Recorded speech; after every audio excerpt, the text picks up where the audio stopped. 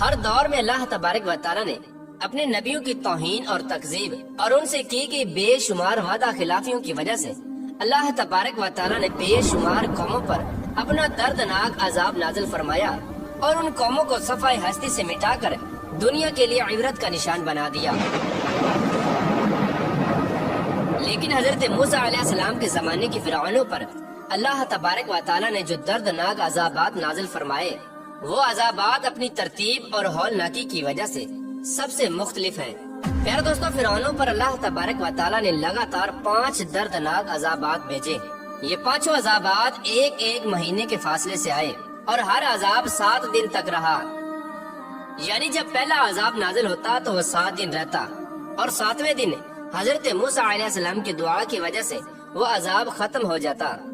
پھر 1 ماہ کے بعد دوسرا عذاب نازل ہوتا۔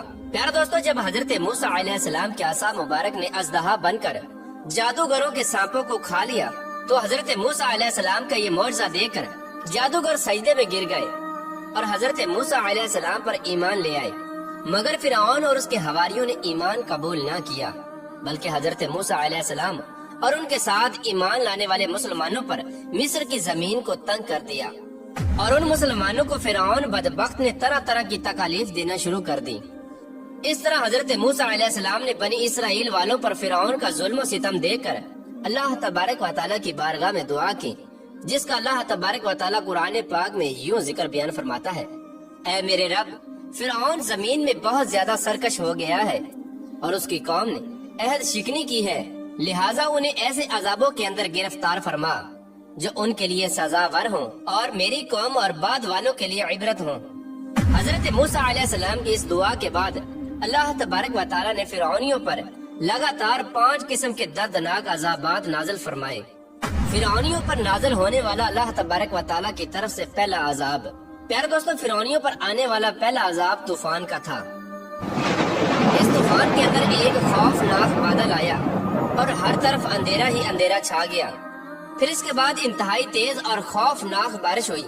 اس بارش کے نتیجے میں تمام فرعونیوں کے گھر پانی سے بھر گئے، جس کے اندر فرعون کا محل بھی شامل تھا۔ پانی اتنا زیادہ تھا کہ فرعونیوں کی گردنوں تک پہنچ گیا۔ پیارے دوستو، یہ طوفان اتنا دردناک تھا کہ فرعون کے حامی نہ تو کوئی کام کر سکتے اور نہ یہ ہل سکتے۔ ان فرعونیوں کے کھیت اور باغات سب تباہ و برباد ہو گئے اور اس دردناک عذاب کی صورتحال مسلسل 7 دن تک رہی۔ اللہ تبارک و تعالیٰ کا یہ معجزہ تھا کہ بنی اسرائیل کے مسلمانوں اور فرعونیوں کے گھر بالکل ساتھ ہی تھے، لیکن اس کے باوجود بھی کسی بھی مسلمان کے گھر میں وہ پانی داخل نہ ہوا۔ اس دردناک عذاب کو جب 7 دن ہو گئے تو 7ویں دن فرعون کی ہمت جواب دے گئی۔ 7ویں دن تمام فرعونی حضرت موسیٰ علیہ السلام کی بارگاہ میں حاضر ہوئے اور حضرت موسیٰ علیہ السلام سے عرض کرنے لگے کہ آپ اپنے رب سے کہیں کہ اس عذاب کو ہم سے دور کر دے۔ ہم آپ کو یقین دلاتے ہیں کہ ہم آپ کے خدا یعنی اللہ عز و جل پر ضرور ایمان لے آئیں گے اور تمام بنی اسرائیل کے مسلمانوں کو آزاد کر دیں گے۔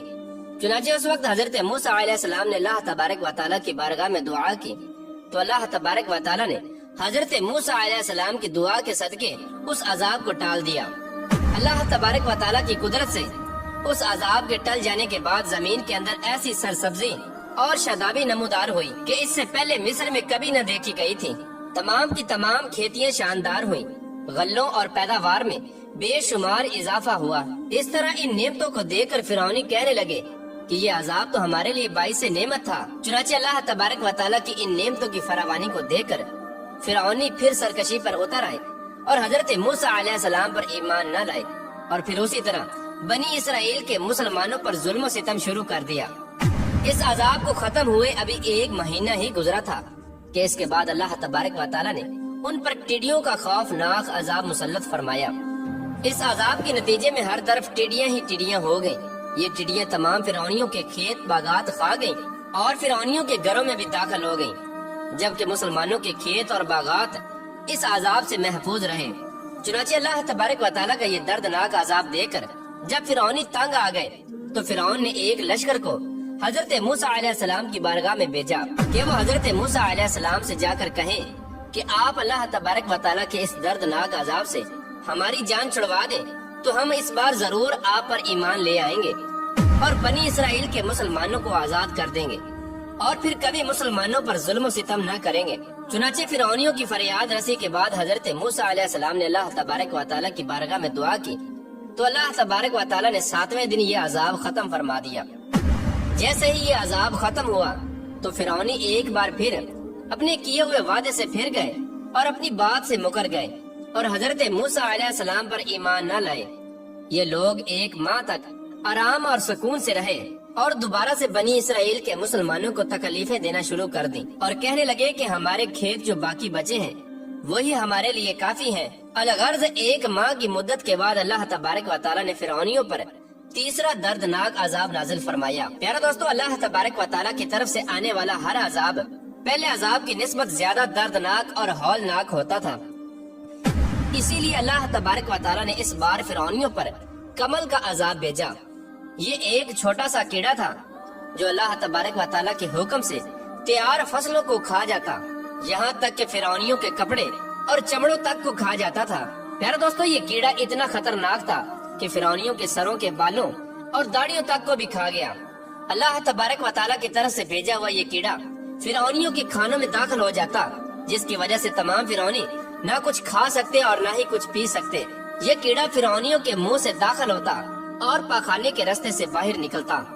अल्लाह तबारक व तआला के इस अजाब से तंग आकर भूख के मारे फिरौन ने अपने लिए दूसरे मुल्कों से अनाज मंगवाया, लेकिन अल्लाह तबारक व तआला के हुक्म से वो अनाज भी इस कीड़े से न बच सका। फिरौन जब भी पाखाना करता तो अल्लाह तबारक व तआला के इस दर्दनाक अजाब की वजह से और इस कीड़े की वजह से चीखता चिल्लाता। आखिरकार तंग आकर फिरौन ने ये चाल चली कि कुछ फिरौनियों को हजरत मूसा अलैहिस्सलाम की बारगाह में भेजा कि वो अल्लाह तबारक व तआला की बारगाह में दुआ करें और हमें इस अजाब से निजात दिलाएं। तो हम आपको यकीन दिलाते हैं कि इस बार जरूर हम आप पर ईमान ले आएंगे और बनी इसराइल वालों पर कभी जुल्म नहीं करेंगे। चुनाचे 7 रोज तक ये अजाब रहा और फिर हजरत मूसा अलैहिस्सलाम की दुआ के सदके ये अजाब भी टल गया। लेकिन फिरौनियों ने हर बार की तरह इस बार भी बदअहदी की और हजरत मूसा अलैहिस्सलाम पर ईमान न लाए और उल्टा फिरौनी कहने लगे कि ये अजाब तो हमारे खुदा फिरौन की वजह से खत्म हुआ है। इस तरह जब इस बदअहदी को एक माह गुजर गया तो इसके बाद अल्लाह तबारक व तआला ने फिरौनियों पर चौथा दर्दनाक अजाब नाजिल फरमाया। अल्लाह तबारक व तआला की तरफ से आने वाला ये चौथा दर्दनाक अजाब मेंढकों का अजाब था। उनकी बस्तियों और घरों के अंदर हर तरफ मेंढक ही मेंढक हो गए। अल्लाह तबारक व तआला के इस दर्दनाक अजाब के अंदर मेंढकों की तादाद इतनी ज्यादा थी कि कोई भी फिरौनी जहाँ पर भी बैठता उनकी मजालिस के अंदर हजारों मेंढक घुस जाते और अगर कोई फिरौनी बात करने के लिए मुंह खोलता तो उस फिरौनी के मुंह के अंदर मेंढक दाखिल हो जाते। इन फिरौनियों के खाने पीने की अशिया में भी मेंढक घुस जाते, यहाँ तक कि हर फिरौनी की जिस्म पर सैकड़ों मेंढक सवार रहते। प्यारे दोस्तों, अल्लाह तबारक व तआला के इस दर्दनाक अजाब के अंदर मेंढकों की तादाद इतनी ज्यादा थी कि हर तरफ मेंढक ही मेंढक नजर आते। चुनाचे इस अजाब से तंग आकर फिरौनी एक बार फिर हजरत मूसा अलैहिस्सलाम की बारगाह में हाजिर हुए और हजरत मूसा अलैहिस्सलाम को अल्लाह तबारक व तआला की बारगाह में दुआ करने के लिए कहा और फिरौनी हजरत मूसा अलैहिस्सलाम को यकीन दिलाने लगे कि आप इस अजाब को हमसे दूर कर दें तो इस बार जरूर हम आप पर ईमान ले आएंगे और बनी इसराइल वालों पर जुल्म न करेंगे और तमाम मुसलमानों को आजाद कर देंगे। चुनाचे हजरत मूसा अलैहिस्सलाम ने अल्लाह तबारक व तआला की बारगाह में दुआ की तो अल्लाह तबारक व तआला ने हजरत मूसा अलैहिस्सलाम की दुआ के सदके उस अजाब को 7वें दिन खत्म कर दिया। लेकिन इस बार भी ये झूठे फिरौनी हजरत मूसा अलैहिस्सलाम पर ईमान न लाए, यहाँ तक कि एक माह भी न गुजरा था कि अल्लाह तबारक व तआला की तरफ से इन पर 5वां दर्दनाक अजाब मुसल्लत हो गया। अल्लाह तबारक व तआला की तरफ से नाज़िल होने वाला ये अजाब इतना खतरनाक था कि एकदम से तमाम फिरौनियों के चश्मे, कुएं और तमाम नहरें खून से भर गईं।